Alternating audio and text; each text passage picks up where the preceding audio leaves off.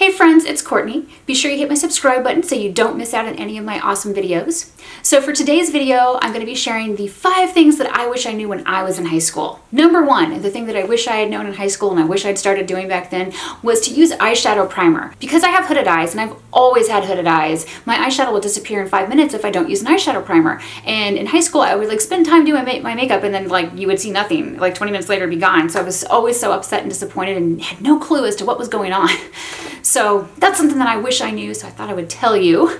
Number 2, and this is another thing that I wish I had known that nobody told me. I didn't know this until I met my husband Ray when I was in my 20s. So, when I was 20 actually.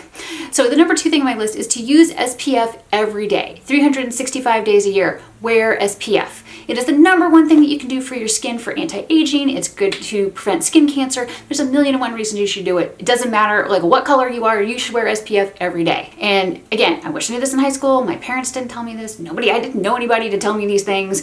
And this is something I wish I knew. So now I wear SPF every day. My favorite SPF to wear for my face is the Supergoop Unseen SPF 40, and my favorite body SPF is the Kula SPF 50 spray, which is reef safe because I live in Florida and I figure I should always wear reef safe stuff. Number 3 on my list is to wash your face for at least 60 seconds. You may be like, why is this in here? Well, this is in here because it's something I only learned maybe 6 months or a year ago. But I was reading on a skincare forum, I think it was Skincare Addiction on Reddit, that you should wash your face for at least 60 seconds because it will make your skin so much softer and smoother. And they were talking about how people normally just rush through this part of their skincare routine. And I was thinking about it and I'm like, yeah, I probably do. Much like, how I now rely on my toothbrush to buzz every 30 seconds per quarter to do my mouth. I have to start thinking about timing my face. So I started making sure that I'm checking the clock when I'm washing my face, and I wanted to stop after 15 seconds. So clearly this was something that I needed to spend more time on. So once I started doing it and washing my face for 60 seconds, it really does make your skin just so much brighter and softer and just cleaner. I don't know, it's so nice. It's such a good thing to do. My current favorite facial washes right now are the Burt's Bees Sensitive Skin Facial Wash. I really also love the Pixie Beauty's Vitamin C Face Wash. And then there's also the Eden Minerals Foaming Face Wash, which normally I would never use a foaming face wash with my dry sensitive skin, but it does not make my skin feel dry or tight, it just makes it feel clean. So those 3 are excellent and I recommend them. Number 4, and I'm sure this one will come as a surprise, shave your face. And you may be like, what? Why would I do that? Especially if you are a lady like me. But the reason that I started shaving my face I think I started maybe 6 or 7 years ago. I started sometime after I started blogging, and it was not recently, it was quite a while ago. I started doing dermaplaning, but basically I started shaving my face because I kept reading all these articles about women doing dermaplaning and how it's like an Asian beauty secret and how it helps basically encourage cell turnover in your skin, and it's just supposed to be better for you. And then the articles that I read were talking about how men always look, age better than women, and it's because they shave all the time. And I'm like, all right, so I'll start doing this. And I absolutely love it. Now, you don't have to buy a fancy razor to dermaplane your face. I have a fancy one for that now. I have the Dermaflash. I bought it because Danessa Myricks from who's a makeup artist, recommended it.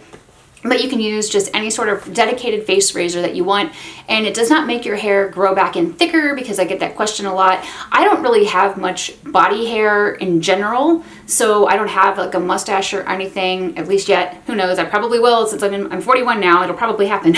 But I don't have anything like that, so it doesn't make your hair grow in thicker or anything. But I shave all of this, and then I shave up and around my forehead and everything, and I feel like it does make a difference. It helps to basically get rid of dead skin and stuff like that. I think my skin just looks better for doing it, and I wish I had started doing it in my 20s, because I think it's one of those things that is it's another really useful anti-aging thing. Okay, and the last thing on my list, but certainly not the least, is to start an exercise routine.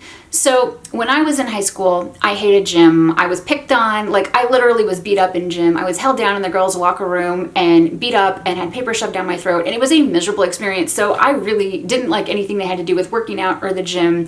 And I also had this fear, because my dad was like, you shouldn't lift weights too much, because then you could put on muscles and you look like China or something. And after researching it, no, there's no way I could ever bulk up like that unless I was doing steroids, which I wouldn't do. So I really hated the gym and working out, but that's really the best time to, develop develop the habit. And so as an adult, I had to develop this habit in my late 30s, and it's really hard to do. So I think it's much better for you to do it in high school.